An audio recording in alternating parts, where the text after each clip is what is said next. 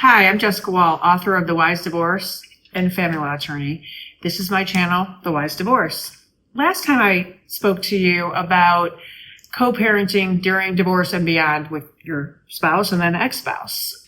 And I left out one category that I think is important that needs to be addressed separately, which is the teenage dilemma, we'll call it. So what does that mean? It means you're divorcing or you're divorced and you have a teenager or teenagers in the house. So they need to be handled a little differently than, say, a toddler or a child who's in elementary school.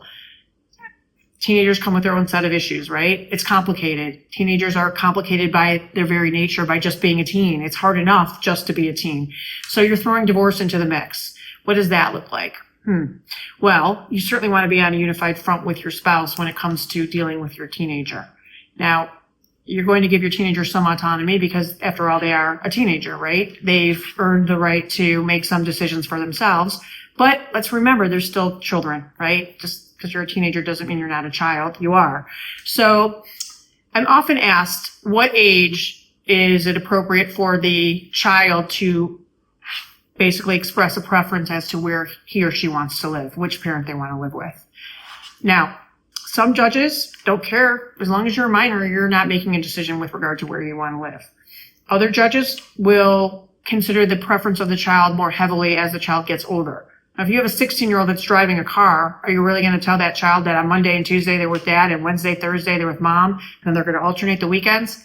Maybe not. Maybe that doesn't make sense for your teen. Maybe you have a very responsible teen who understands boundaries, is doing well in school with their activities, their friends. So you're going to give a little more autonomy to that child. Children that need more assistance from you, hopefully you and your spouse can be on the same page and offer that support that your teen does in fact need. Now, let's say your kids do say they want to go live with dad and you're the mom, right? Or vice versa. What would I consider before making that decision? I want to examine the reasons why my child wants to go live with my ex or soon-to-be ex.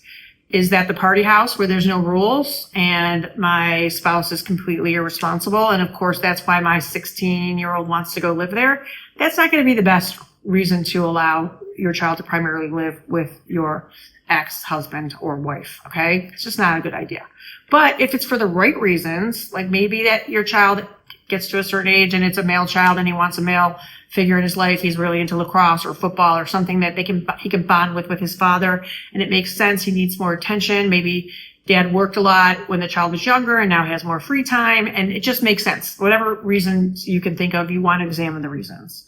So if you're going to allow your child to live primarily with the other spouse, and this has come up many times in my practice because it's sort of heartbreaking when a parent calls me and says, hey, my 16-year-old wants to go live with his dad.